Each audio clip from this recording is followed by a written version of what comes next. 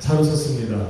우리 옆에 분 한번 인사합시다. 또 인터넷으로 예배하시는 분들은 옆에 앉으신 분에게 함께 한번 인사합시다. 잘 오셨습니다. 잘 오셨습니다. 우리 한 번 더 인사합시다.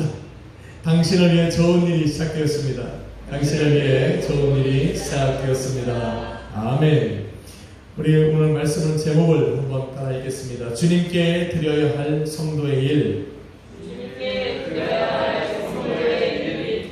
다시 한번 같이 큰 목소리로 읽겠습니다. 주님께 드려야 할 성도의 일. 주님께 드려야 할 성도의 일. 감사합니다. 아멘. 예배 현장에 계신 분들은 오늘 한 사람이 또 10사람의 몫을 감당해서 큰 소리로 아멘 해주시면 정말 감사하겠습니다. 아멘. 땡큐. 여러분이 십가연이라는 뜻을 기억하고 계십니까? 억울함과 고통 가운데 모함받는 중에 있던 그 다윗이 시편 7편을 노래하고 그 끝을 지존하신 여호와의 이름을 찬양할 것이라고 결단을 내리고 끝을 냅니다. 그리고는 깃깃에 맞춘 기쁨과 환희로 노래하는 시편 8편을 시작하면서 그가 7편을 끝나면서 하나님 앞에 결단을 드린 대로 그는 여호와 하나님을 찬양하며 그 시를 시작합니다. 여호와 우리 주여, 주의 이름이 온 땅에 어찌 그리 아름다운지, 주의 영광이 하늘을 덮었나이다라고 찬양을 하면서 그 시편 8편을 시작을 합니다. 그리고는 오늘 시편 9편을 시작하면서는 천지를 창조하시고 창조하신 모든 세계에 충만하신 그 여호와 하나님의 이름을, 또 주님의 이름을, 그 영광을 찬양하면서 시편 9편을 시작을 합니다. 그리고는 그 이름을 바라보면서 나는 그 여호와 하나님의 이름을 찬양하고 전하고 기쁨과 기쁨으로 참여하며 나갈 것이라고 다시 한번 결단에 이 찬양을 올려드립니다. 여러분, 학자들은 여호와를 향한 찬양과 감사의 시로 시작하는 그 시편 9편이 7편과 8편 뒤에 나오는 것은 결코 우연이 아니라 이야기입니다. 성경을 기록하고 편집하고 저와 여러분이 가지고 있는 이 성경 66권을 완전체로 만드신 그 성령 하나님의 철저한 계획 속에 오늘 시편 9편은 바로 그 자리에 있다 이야기를 합니다. 이 말이 무슨 말입니까? 힘들고 어렵고 또 모함받는 그 환경 속에 있을 때나 기쁨과 즐거움이 넘쳐서 기쁨과 환희 넘칠 때나 여호와 하나님을 찬양하겠다라고 하는 그 다윗의 마음은 변함이었다라는 겁니다. 할렐루야. 아멘. 이것은 바로 성도의 삶과 마찬가지라는 겁니다. 성령 하나님의 인도함을 받아 살아가는 그 성도의 삶은 힘들고 어렵고 슬프고 괴로울 때나 성령 하나님을 말미암아서 그 기쁨과 환희가 넘칠 때나 변함없이 우리 주 예수 그리스도를 찬양하는 것으로 그 인생이 인도함을 받는다는 겁니다. 어떨 때? 성령 하나님의 사로잡혀 있을 때. 아멘. 믿으시면 아멘 합시다. 아멘. 그래서 다윗이 내린 오늘 이러한 결단들, 나는 지존하신 주의 이름을 찬양하고 온 땅에 가득한 그 하나님의 영광을 나는 마음껏 찬양하고 선포하고 전하고 그 안에서 나는 기쁨과 즐거움을 찾을 것이다. 나는 그 주의 이름을 나는 찬송하며 할 것이다 라고 한 이 다윗의 결단은 예수 그리스도를 믿는 믿음으로 말미암아 하나님의 자녀가 되어 살아가는 저와 여러분이 하나님 앞에 드려야 될 마땅한 책임이고 의무가 지금 이야기를 하고 있는 겁니다. 할렐루야. 아멘. 책임과 의무라는 게 무슨 말입니까? 책임과 의무라는 것은 환경과 처지가 어떠하든지 행해져야만 하는 것들을 우리는 책임이고 의무라 말하는 겁니다. 내 상황이 좀 흔들리면 흔들리는 대로 변하고 또 좋으면 좋은 대로 찬양하고 그런 것을 우리는 책임과 의무라 말하는 것이 아니라 그런 상황과 환경에 전혀 구애받지 않고 반드시 행하여 드려야만 하는 것일 때 우리는 그것을 책임이고 의무다 이야기하는 겁니다. 바로 다윗은 지금 성도된 저와 여러분에게 하나님을 찬양하고 그의 이름을 전하고 증거하고 예수 그리스도 안에서 기쁨과 즐거움을 찾고 그의 이름을 찬송하는 것이 바로 우리 성도들의 책임과 의무라 말하고 있는 겁니다. 저는 오늘 본문에서 바로 다윗이 기록한 그 1절과 2절을 통해서 찬양하는 자로서 하나님 앞에 서서 그의 이름을 예배하는 자로서 우리가 마땅히 드려야 할 그 찬양과 예배를 어떻게 드려야 할까? 저는 말씀을 드리려고 하는 겁니다. 할렐루야. 찬양하는 자들은 어떻게 찬양을 해야 하는지, 전하는 자들은 그 입술로 무엇을 전해야 하는지, 성도의 기쁨과 즐거움은 어디서 오고 성도가 드려야 하는 그 찬송의 주제는 무엇이 되어야 하는지를 오늘 본문 말씀을 통해서 알아보려고 하는 겁니다. 아멘. 아멘. 여러분, 다윗은 먼저 I will praise you, Lord, with all my heart. 오랜만에 이 노래를 했더니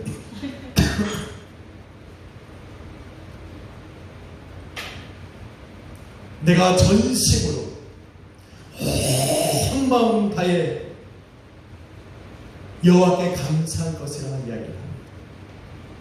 영어 발음이 좋으니 한 번 더 영어로 읽어보겠습니다. I will praise you, Lord, with all my heart. 여러분, 감사의 원어는 야다입니다. 주로 찬양하다, 경배하다 하는 말로 해석을 합니다.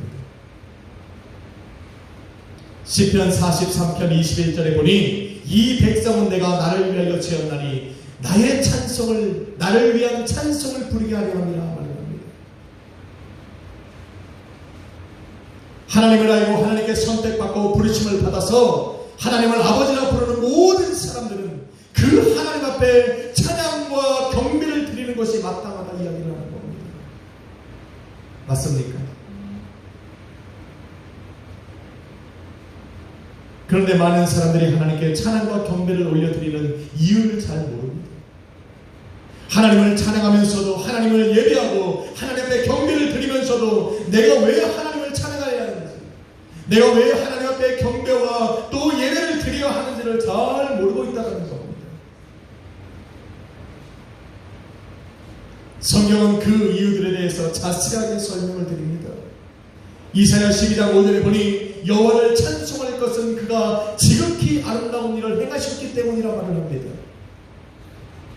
신명기 10장 21절에 보니 하나님께서 행하신 크고 두렵고 지극히 아름다운 일들은 바로 그 백성들을 위한 것이라 이야기합니다. 다윗은 먼저 하나님께 찬양과 경배와 예배하는 자들을 위해서 어떻게 찬양을 드려야 하는지를 설명을 하면서 이렇게 이야기를 합니다. I will praise you, Lord, with all my heart. 내가 전심으로 온 마음 다해 여호와께 감사할 것이라는 결단을 드립니다. 감사라는 원어는 야다입니다. 우리는 이 야다의 원어를 일반적으로 경배하다, 찬양하다라는 뜻으로 해석을 합니다.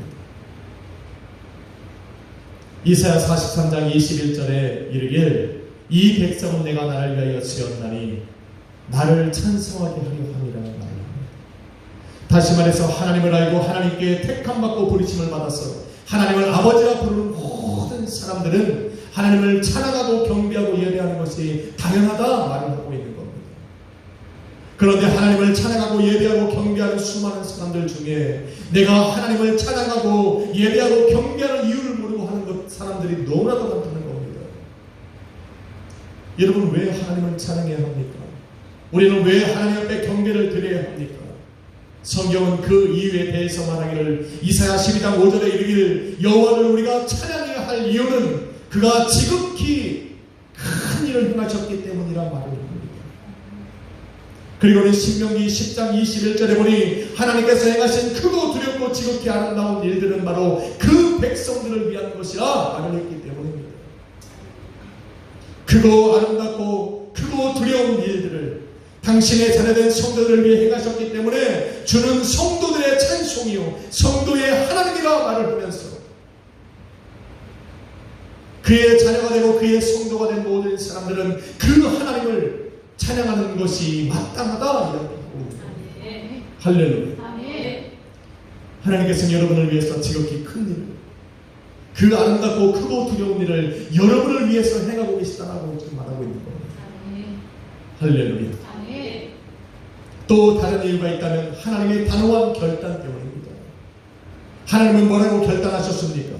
이사야 42장 8절에 이르시길 나는 여호와니 나는 내 영광을 다른 사람에게 내 찬송을 우상에게 주지 아니할 것이라 결단하셨습니다.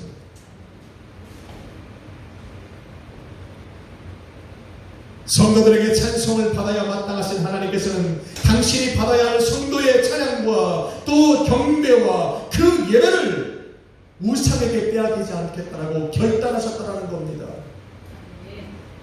안 뺏기시겠다는 거예요. 하나님의 결단이 이루어지기 때문에 그의 백성된 자녀들은 오직 하나님께만 경배와 찬양을 드려야 합니다.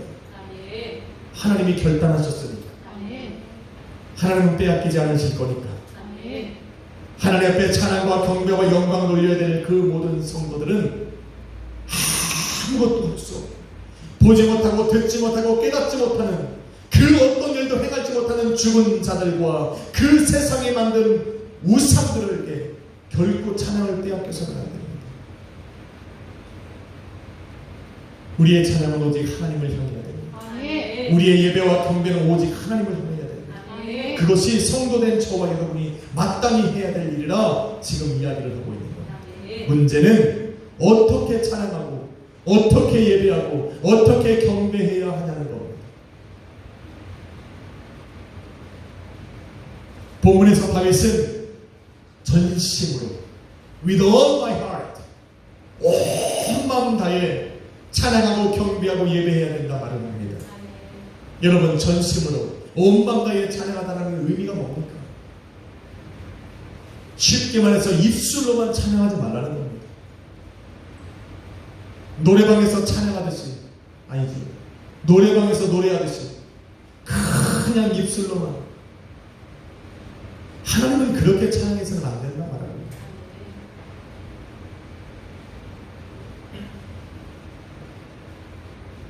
여러분이 아까 찬양한 것 중에 여러분의 가슴을 두드리는 찬양들이 있었나 물어보네요. 여러분의 가슴에 와닿았던, 여러분의 심령을 두드렸던 그 하나님을 향한 찬양이 여러분에게 있었느냐. 전사님과 함께 찬양했던 그 7, 8곡의 곡 중에 여러분의 심령을 두드렸던 찬양들이 있냐라는 거예요. 하나님을 전심으로 찬양해야 된다는 것을 무엇이냐면 내 입술로 찬양했던 그 모든 가사들을 우리 하나님께서 행하셨고 지금도 행하고 계시고 앞으로도 행하고 계실 것이라는 것을, 그 믿음을 들여 찬양하는 것을 바로 온 마음 다해 찬양한다라고 하는 겁니다. 할렐루야. 왜 하나님께서는 그 기이한 일들을 당신의 자녀들, 당신의 백성들을 위해서 행하신다 말씀하셨으니 여러분이 드렸던 그 모든 찬양의 가사들을 오늘도 나를 위해 행하실 것이라는 믿는 그 믿음을 들여 찬양하는 것이 바로 온 마음 다해 찬양하는 겁니다. 입술로만 찬양하는 것이 아니라 여러분의 생각과 마음을 우리 주님께 집중시켜서 찬양을 받으실 그 주님 앞에 온전히 드리는 것, 바로 그것이 전심으로 찬양하는 거예요. 할렐루야. 찬양하면서 내 마음에 감동이 없으면 안 돼요. 목소리가 좋아서 정말 꾀꼬리와 같이 올라가서 찬양한다, 그것은 세상 노래와 다르지 않다.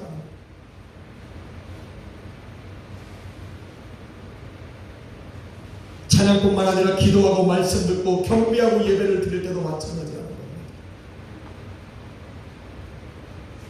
마귀는 하나님을 기쁘시게 하는 일들이 성도들을 통해 행해지는 것을 제일로 싫어합니다. 하나님이 찬양받으시기를 좋아하는데 성도가 찬양하는 것 마귀가 제일 싫어합니다. 경배와 예배를 받으시는 것을 제일 좋아하시는데 성도가 예배 자리에 나와서 경배하며 찬양하며 나아가는 것을 마귀가 제일로 싫어합니다. 그래서 하나님이 기뻐하시는 일을 성도들이 행할 때는 마귀는 방해합니다. 그래서 그런지 예배하고 기도하고 찬양하고 경배할 때 되면 왜 그렇게 과거에 다 내려놨던 그 근심과 걱정들이 밀려오는지 모르겠어요. 내일을 향한 염려와 근심과 불안들이 내 마음과 생각을 사로잡아서 우리 하나님을 찬양하지 못하게, 내가 입술로는 하나님을 찬양하는 찬양하는데 내 마음과 생각은 온통 세상 영내에 가 있습니다. 내가 지금 무슨 찬양을 하는지 몰라요. 내가 예배 가운데 나와서 우리 하나님을 경배하고 예배하는 이 자리에 나와 있음에도 불구하고 내 생각과 마음이 딴 데가 있다. 마귀가 하나님이 기뻐하시는 그 일들을 저와 여러분을 통해 행해지는 것을 싫어하기 때문에 어떻게 하든지 방해합니다. 그것저것도 아니고 한 방에 날려버리려면 졸기한다니까. 이것저것도 안 하면 그냥 꾸벅 졸기하면 끝나는 거예요.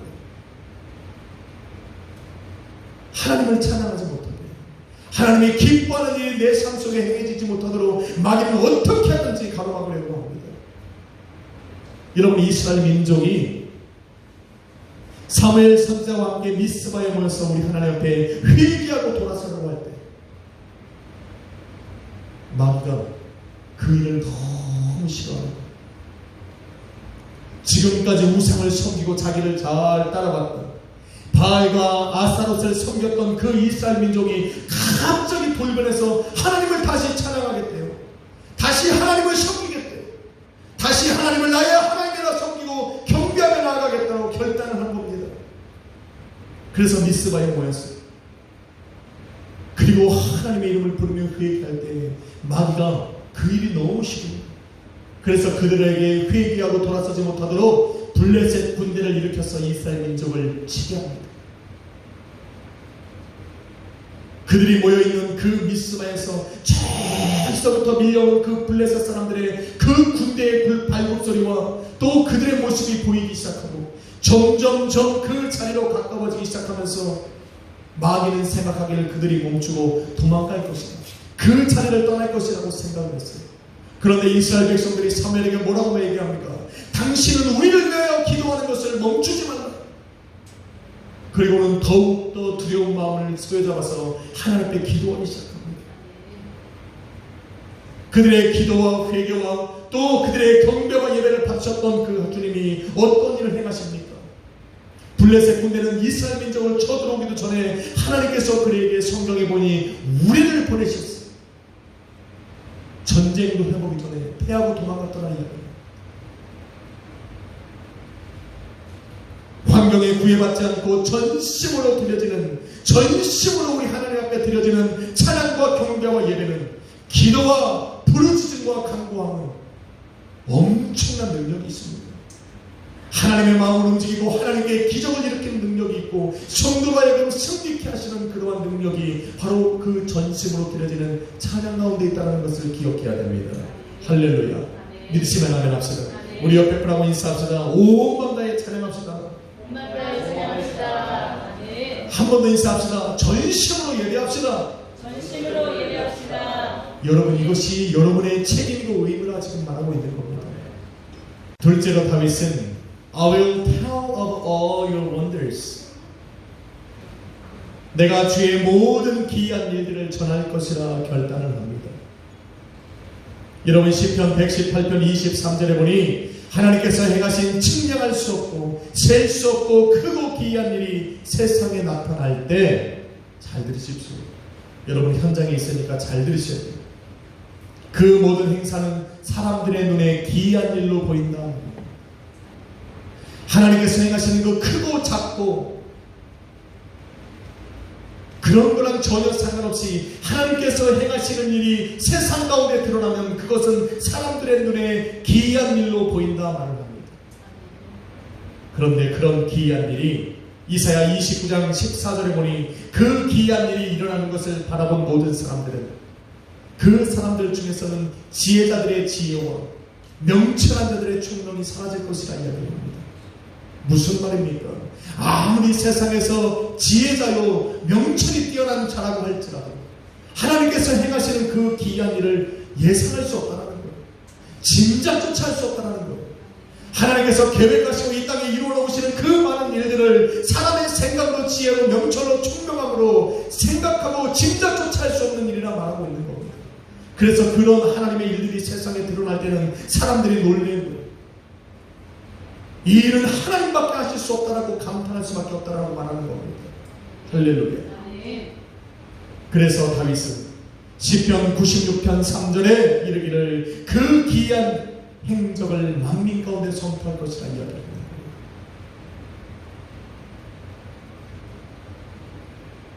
그 기이한 일을 만민 중에 선포할 때 중요한 것이 바로 오늘 본문에 있는 거예요. 무슨 말입니까? All your wonders.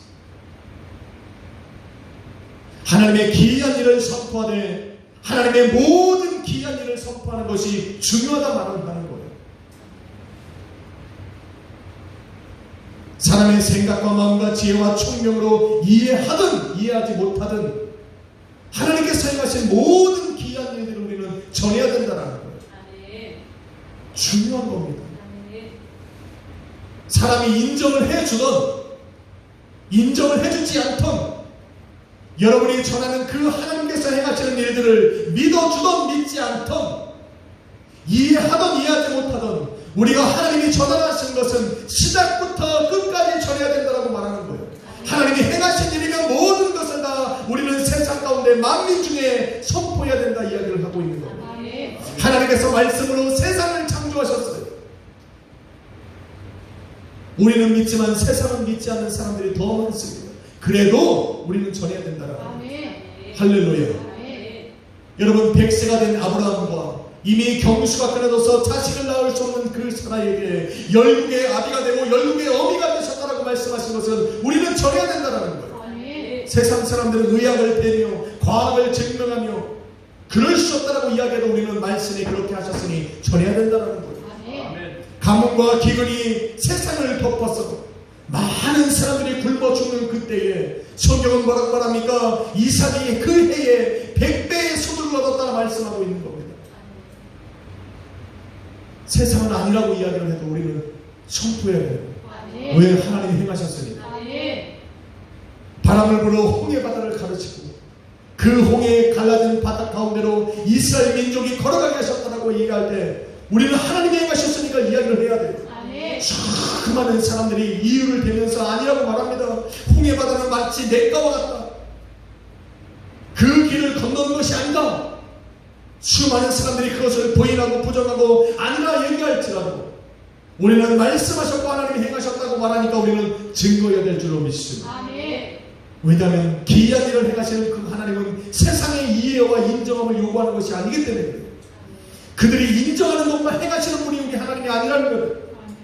세상이 이해하든 인정하든 못하든 하나님은 계획하신 대로 움직이시는 분이에요. 왜? 하나님이 행하시는 모든 일은 세상 사람들의 눈에 기이한 일이기 때문에 그러니 그 기이한 일을 행하신 그 하나님의 역사를 세상 가운데에 선포하는 사람들은 세상이 이해하고 세상이 받아주고 세상이 믿어주지 않는다 할지라도 하나님이 행하신 모든 일을 증거해야 돼요. 믿으시면 아멘 합시다. 동정녀의 탄생, 죽음에서 부활하신 것, 세상이 죽은 자가 어떻게 부활하는 이야기할지라도 우리는 증거해야 돼요. 왜? 하나님이 하셨으니까. 하늘로 승천하신 예수도 하나님 보좌 우편에 앉으셔서 지금도 세상을 주관하고 다스리고 계신다는 것도 우리는 증거해야 됩니다. 할렐루야. 말씀으로 병든 자들을 치유하셨어요. 나면서부터 소경된 자들을 다시 일어나 걷게 하신 것도 우리는 증거해야 되고 나면서부터 보지 못하는 자들도 다시 보게 하신 것도 증거해야 돼요. 38년 된 그 병자를 일으켜 세우신 것도 혈류병과 문둥병에 걸려 죽게 된 그 사람들을 말씀으로 치유하신 것도 우리는 세상 가운데 증거해야 됩니다. 왜? 하나님이 하셨습니다. 하늘의 초선을 예비하사 믿음 안에 잠자는 자들과 믿음으로 살아가는 저와 여러분을 위해서 초선을 예비해 주셨다는 것도 우리는 세상에 증거해야 됩니다. 믿음으로 살아가는 사람들이 들어가서 영원히 거할 천국을 예비하신 것도 우리는 증거해야 되고 예수 그리스도를 믿지 않고 살아가는 사람들과 하나님이 아닌 예수 그리스도가 아닌 다른 사람들을 믿으며 살아갔던 사람들을 위해서 우리 하나님이 지옥을 예비하셨다는 것도 우리는 세상에 선포해야 돼요. 세상이 받든 받지 않든 세상이 이해하든 이해하지 못하든 세상이 믿든 믿지 못하든 우리는 이 하나님께서 행하셨기에 우리는 증거해야 됩니다. 빠짐없이.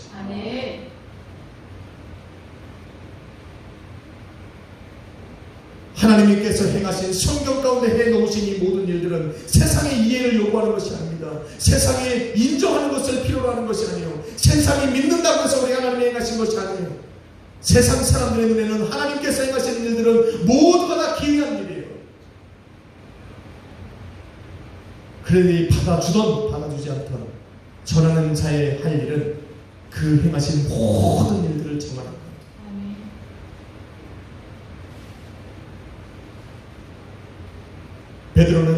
베드로전서 2장 9절에 이렇게 말합니다. 어두운 데서 불러내어 그의 기이한 빛에 들어가게 하사 택하신 족속 여호와 같은 제사장이요 거룩한 나라여 그의 소유가 된 그 성도들은 이 모든 일을 이루어 놓으신 그 하나님의 아름다운 법을 선전하기 위해서 세워졌다 이야기입니다. 그러니 우리는 전해야 되는데 어떻게 전해야 된다? 끝까지 전해야 된다. 시작부터 마지막까지 전해야 된다. 한번 인사합시다. 우리도 전부 선포합시다. 아니 이분들이 전부 눈을 뜨고 있는 이야기하라고 잠 깨는 손처럼 인사를 하네요. 할렐루야. 아멘. 세 번째 다윗이 내린 결단은 I will be glad and rejoice in him. 내가 주를 기뻐하고 즐거워할 것이라 결단합니다. 여러분 사도 바울은 주님의 은혜로 성도로 부르심을 받은 사람들에게 항상 기뻐하라. 이것이 너희를 향한 하나님의 뜻이라 이야기를 합니다. 그런데 사도 바울의 이 말을 듣고 나서 많은 사람들이 질문을 던집니다. 아니요, 반문을 합니다. 어떻게 항상 기뻐할 수 있냐라는 거예요. 맞는 말이죠. 항상 기뻐하는 것이 불가능해 보입니다. 아무리 성도라 할지라도 항상 기뻐하는 것처럼 어려운 일은 없습니다. 여러분에게는 쉽습니까? 그런데 다윗은 본문을 통해 항상 기뻐할 수 있는 방법을 알려주고 있는 거예요. 그것이 바로 주 안에서 주님만을 기뻐하는 거예요. 세상 안에서 세상 것에 기쁨과 즐거움을 둔 사람들은 세상이 변할 때마다 그 기쁨과 즐거움도 변합니다. 세상 것이란 무엇입니까? 건강한 몸, 든든한 직장, 넉넉한 환경, 부유한 삶을 말합니다. 사람들에게 얻는 명예와 명성을 세상 것이라고 말하고 세상이 인정하고 세상이 준 권위가 풍부한 지혜와 지식과 경험을 가지면 사람을 기쁘게 합니다. 이런 것들을 만약에 다 가지고 누리고 있다면 그 사람은 정말 기쁠 겁니다. 그런데 문제는 영원하지 않다는 거예요. 영원할 수 없다는 거예요. 세상에 그 어떤 것도 영원한 것은 없다 말하는 것을 알아야 됩니다. 그래서 이러한 것에 자신의 기쁨을 둔 사람은 항상 불안하고 조급합니다. 언제 이것이 변할지 모르고, 언제 잃어버릴지 모르고, 언제 이것이 사라질지 모르니까 마음이 불안하고 조종해야 합니다. 그런데 영원히 변함없는 그 예수 그리스도 안에서 예수 그리스도에게 기쁨을 둔 사람들은 흔들림이 없습니다. 왜? 예수님이 변함이 없어요. 예수님은 사라지거나 없어지는 분이 아닙니다. 예수님은 항상 영원하신 분입니다. 그래서 예수 그리스도 안에 기쁨을 둔 사람들은 흔들림이 없어요. 그래서 예수 그리스도 안에 살아가는 사람, 예수 그리스도 안에서 자기의 기쁨과 즐거움을 찾아가는 사람들은 항상 행복할 수 있는 거예요. 항상 기쁠 수 있는 거예요. 그 기쁨이 사라지지 않는다는 거예요. 그래서 예수 그리스도 안에 기쁨을 둔 사람들은 항상 마음이 평안해요. 그냥 실실 쪼개요. 기뻐요. 한번 옆에 분 한번 봅시다. 오늘도 저분의 얼굴에 기쁨이 있는 거예요.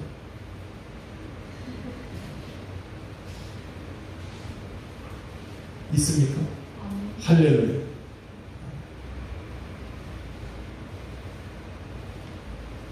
그 사람 얼굴에 다 나타납니다. 오늘은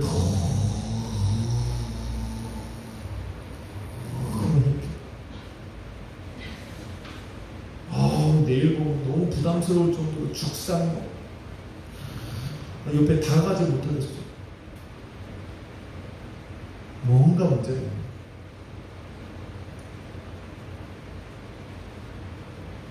너무 좋은 날은 그 사람을 기쁘게 한 일들이 있었던 거지. 뭔가 기대했던 일들이 그들의 삶에 일어났던 거겠지. 그런데 그 다음날 얼굴이 죽상인 건 뭡니까? 계획된 대로 안 되는 거예요. 세상 것에 기쁨을 두고 즐거움을 둔 사람은 세상이 변하고 흔들리면 그 사람의 기쁨과 즐거움도 흔들립니다.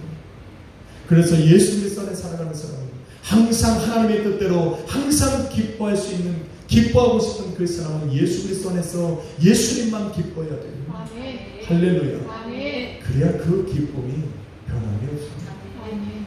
다윗의 결단의 마지막 네 번째는, 다윗이 결단한 마지막 네 번째는 I will sing praise to your Lord. 아니죠. I will sing praise to your name, O Most High. 무슨 말입니까? 가장 높이 계신 주의 이름을 찬송하겠다라고 결단한 겁니다. 아멘. 여러분, 세상은 아름다운 것들로 가득합니다. 여러분 눈에 아름다운 게 뭡니까?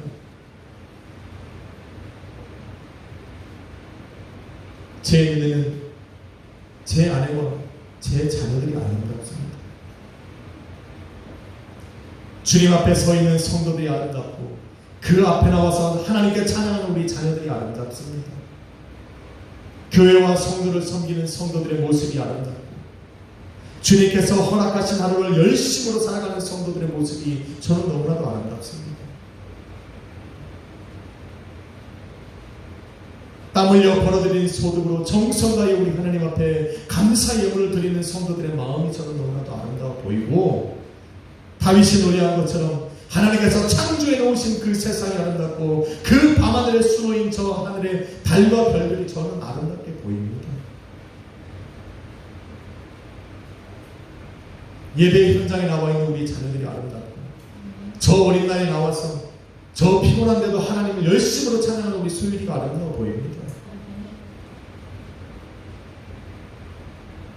이 모든 것이 저와 여러분의 눈에 아름다워 보이는 것은 그 안에 모든 것을 창조하신 그 하나님의 솜씨와 지혜가 담겨져 있기 때문에, 그 모든 것 안에는 그 아름다우신 예수 그리스도의 이름이 들어가 있기 때문에 제 눈에 아름다워 보이는 겁니다. 할렐루야. 다윗이 아름답다 찬양했던 것은 세상이 아름다운 것이 아니라 그 세상 가운데에 하나님의 예수 그리스도의 이름이 들어가 있기 때문에 아름다워 보였던 겁니다. 여러분이 아름다워 보이는 것은 여러분 안에 예수가 있어서, 예수가 있으면 아름다운 거예요. 한번 인사합시다. 당신은 아름답습니다. 당신은 아름답습니다. 인정은 못하겠지만 그래, 여러분 얼굴이 예뻐서가 아니라 여러분 안에 예수가 있어서 그래요. 할렐루야.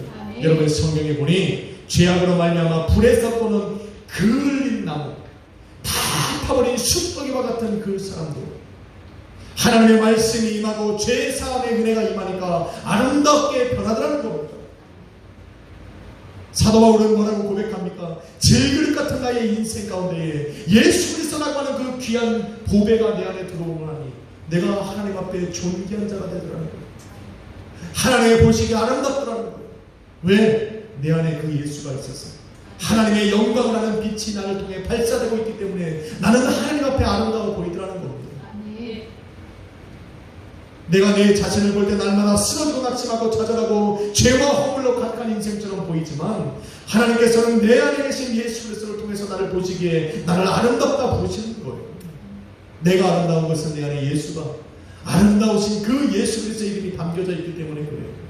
여러분이 하나님 보시기 아름다운 것은 여러분의 모습 가운데 하나님의 형상이 담겨져 있고 그 안에 예수 그리스도의 이름이 들어가 있기 때문에 아름다워 보이는 줄 믿습니다. 그래서 우리는 아름다워요. 가장 높은 주님의 이름을 가진 사람은 예수 그리스도의 아름다움과 같이 여러분의 삶도 하나님 앞에 아름다워 보이는 겁니다. 보시기에 좋았더라. 그 이름이, 그 감탄이 여러분에게 쏟아질 겁니다. 여러분의 삶에 주님이 함께 하시면 아멘 합시다. 아멘. 그러게 예수 그리스도의 이름을 가진 저와 여러분은 하나님의 눈에 아름다운 것, 하나님이 저와 여러분의 삶을 바라보시면서 보기에 좋았다가 말씀하시는 거예요. 왜? 세상을 창조하신 그 예수 그리스도의 솜씨가 여러분의 삶에 있기 때문에.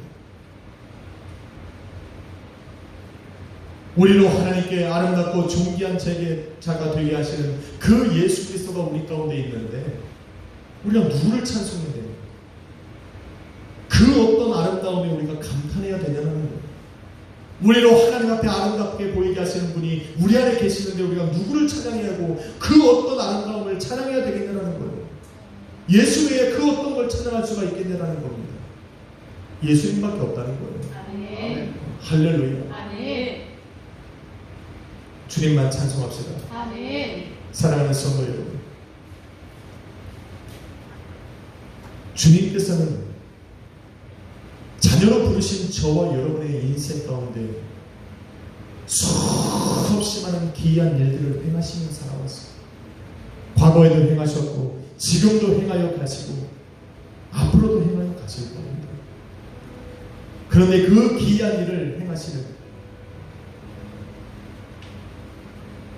저와 여러분에게, 그 은혜를 받는 저와 여러분에게 요구하시는 것은 그렇게 많지 않습니다. 오늘 다윗이 이야기한 대로 함께 하시는 주님을 찬양하고 경배하는 것, 저와 여러분의 삶 가운데 행하여 놓으신 그 기이한 일들을 세상에 전하고 선포하는 것, 예수 그리스도 안에 거하면서 예수 그리스도를만을 기뻐하고 즐거워하는 것, 저와 여러분을 하나님 앞에 아름답고 존귀하게 만드신 그 예수 그리스도의 이름을 찬송하는 것, 그게 전부입니다.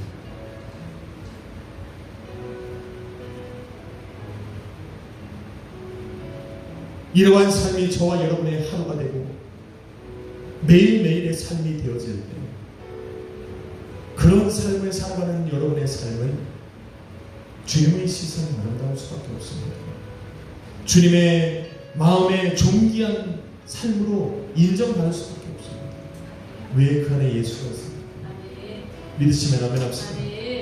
그러한 삶을 살아가는 성도의 삶은 주의 통치와 지배와 다스림이 있는 하나님의 나라가 되는 거예요. 그 나라는 우리 예수 그리스도가 다스리기 때문에 대적자들의 공격이 없습니다. 원수들의 방해가 없습니다. 세상의 미움과 박해와 또 모함을 받는 일이 없습니다. 그들이 그렇게 한들 그런 성도의 삶은 무너지지 않아요. 왜? 그것은 주님이 다스리는 견고한 성과 같기 때문에. 여러분, 주님을 찬양하십시오. 그리고 주님께서 여러분의 삶에 행하신 그 모든 일들을 세상에 선포하십시오. 그리고 주님 안에 거하고 주님만을 여러분의 기쁨으로 삼으십시오. 그리고 여러분을 아름답게 하시는 그 예수 그리스도만을 찬송하십시오. 하나님 보시기에 여러분의 삶은 보기 좋았더라 할 겁니다. 아름다울 겁니다. 지존하신 온 땅 위에 가장 높으신 그 예수 그리스도가 여러분의 삶에 함께 하시리라 저는 믿습니다. 이렇게 한 주를 더 살아가시고 오늘 밤을 살아가시고 예배로 만나는 그 주일까지의 시간들을 이렇게 살아가십시오. 주님이 여러분의 삶에 기이한 일들을 행하시리라 믿습니다. 기도하겠습니다. 거룩하신 아버지 하나님 감사합니다. 오늘 다윗이 아버지 주님을 찬송하고 경배하고 예배해야 하는 저와 여러분에게, 우리들에게 아버지 우리가 찬양을 어떻게 해야 하는지, 주님을 선포하는 자들은 무엇을 선포해야 하는지, 항상 기뻐하며 살아가야 되는 주님의 자녀들은 어떻게 하면 그런 기쁨 속에 살아갈 수 있는지, 또한 우리의 찬송의 주제가 누가 되어야 하는지를 잘 알려주었습니다. 오늘 다윗이 이야기했던 대로, 알려준 대로 우리는 함께 하시는 주님을 찬양하고 예배합니다. 오늘 우리를 삶에 행하신 그 기이한 일들을 온전히 선포하고 예수 그리스도 안에서 예수 그리스도만을 나의 기쁨으로 삼고 그의 이름을 찬송하며 살아가는 우리 앞서의 교회 성도님들 되게 하여 주옵소서. 우리가 주님을 찬양하되 전심으로 찬양하기를 원합니다. 온 마음과 생각과 힘을 다해 주님을 찬양하고 그 주님께서 행하신 모든 일들을 세상에 선포하기를 원합니다. 주님 붙들어 주시고 함께하여 주옵소서. 오늘 이 밤에 찬양하며 또 기도하며 나갈 때에 기도에 응답하시는 주님께로 응답하여 주옵시고 그들의 삶에 기이한 일을 행하여 주옵소서. 오늘도 인터넷 상황이 나쁘지만 오늘도 간절한 마음으로 끝까지 예배를 드리며 주님 앞에 나아간 우리 성도를 주님 기억하시고 오늘도 예배 가운데 기도 가운데 그 시간이 있게 하여 주옵소서. 예수님의 이름으로 기도했습니다. 아멘. 우리 전심으로 주 찬양 주님 앞에 찬양 드리신 후에 우리 잠시 한번 기도하고 마치겠습니다. 전심으로 주 찬양 주의 이름 높이 올려드리세 위대하신 하나님 온 땅 위에 높이 올려드리세 전심으로 주 찬양 전심으로 주 찬양 주의 이름 높이 올려드리세 위대하신 하나님 온 땅 위에 높이 올려드리세 주의 영광을 하늘 위에 놓고 주의 찬송의 세계 끝까지 주의 영광을 모든 나라 위에 주의 찬송의 세계 전심으로 찬양 전심으로 주 찬양 주의 이름 높이 올려드리세 위대하신 하나님 위대하신 하나님 온 땅 위에 높이 올려드리세 주의 영광을 하늘 위에 놓고 주의 찬송의 세계 끝까지 주의 영광을 모든 나라 위에 주의 찬송의 세계 주의 영광을